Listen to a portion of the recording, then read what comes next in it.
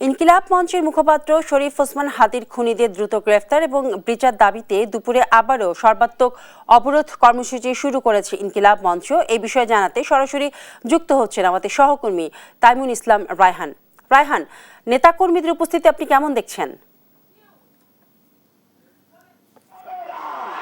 জি, আপনি যেটা বলছিলেন যে শরীফ ওসমান হাদির নিহতর ঘটনায় কিন্তু আজকে চতুর্দিনের মতো যে হাদির যে হত্যাকারীদের বিচারের দাবিতে কিন্তু এখানে অবস্থান ধর্মঘট করেছেন ওসমান হাদির অনুসারীরা এবং ইনকিলাব মঞ্চের যে সদস্য কর্মী রয়েছেন তারা কিন্তু চতুর্দিনের মতো আপনারা এখানে অবস্থান ধর্মঘট করেছেন।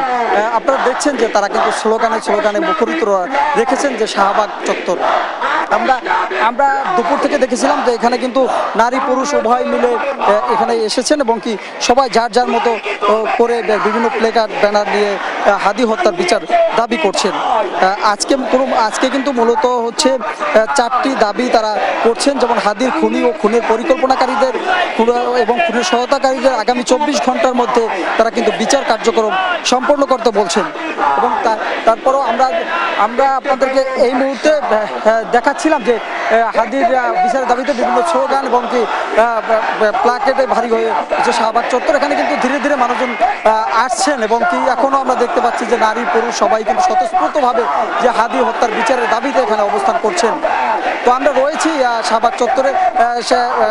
এই মুহূর্তে আমার কাছে সর্বশেষ ছিল এই পর্যন্ত। জি।